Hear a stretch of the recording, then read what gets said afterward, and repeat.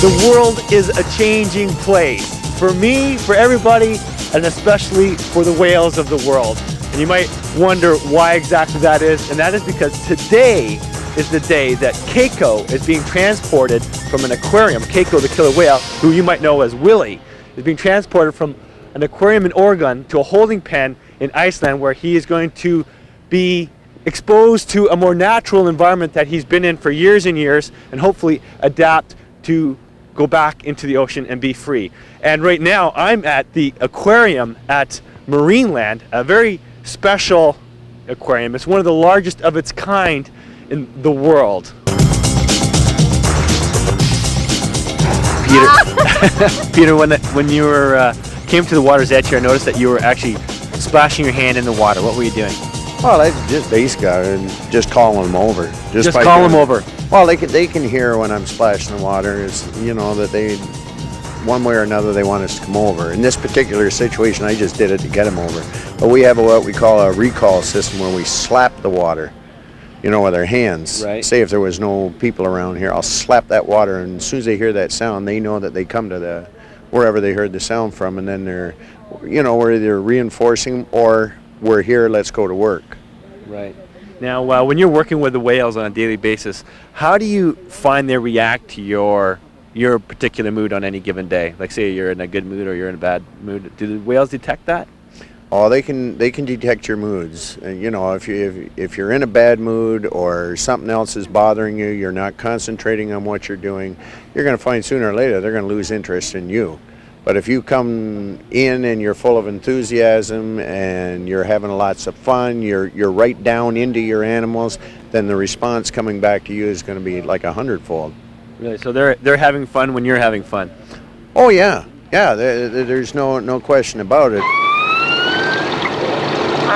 How long have you actually been working with whales in a interactive way, like as a trainer or as working with them in general? Well, it's been basically 24 years now. 24 years working at the side of the pool, working with them, feeding them, training them, working with them. Mm-hmm. Yeah. Yeah. Now, if you could do anything that would help the whales in the wild, what would it be? Like, if you could do anything, what would it be? I think we're doing it with just what you see right here. We're more or less educating people in a small, I suppose maybe in a large way or in a small way, but we're actually letting people, and especially in this environment that you see right here, people get the chance to actually interact with the animal. They get to understand the intelligence of these animals. And I figure over all these years, I don't want to get on the other side of the subject with your activist groups. No. I'm just trying to be totally unbiased here. It's just that what we're doing is we're making people aware of just that there are more than just us on Earth. That we do have other animals, and there are other forms of intelligence. And an appreciation for how fantastic they are. Oh, there's no doubt about it. I mean, you can learn more, I say, not just particularly killer whales, you can learn more from working with animals. I find I get along better working with animals than I ever do with people. Like, I have more patience, my tolerance level is higher. And at the same time, I'm working in their world, not my world. Can you make a whale do something that doesn't want to do? No, no, absolutely not. They're going to tell you what they're going to do when they're going to do it. And if they've had enough of you, then you're either not communicating well with them, or it could be you, it could be them. So if they don't want to do something, I'm not going to force them to do it. What are your basic tools for communicating with a whale? For communications, a lot of it is basically like sign language or body movements, or we'll use training tools like targets and buoys, or we have stationary boards that these are all part of little tools that we use.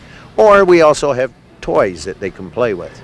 Now, when you're using toys, are you trying to utilize their natural tendency for play?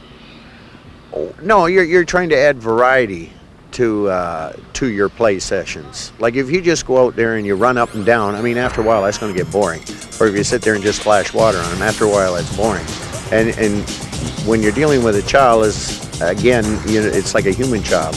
You're going to have to stimulate that mind all the time. Or even when they become adults, you have to stimulate the mind. You have to make their environment pleasurable. So you don't always give them the same old thing, same old thing. I mean, after a while, the novelty wears off, and therefore it's not an effective tool anymore. They're always up for a challenge. Oh, they're always up for a challenge.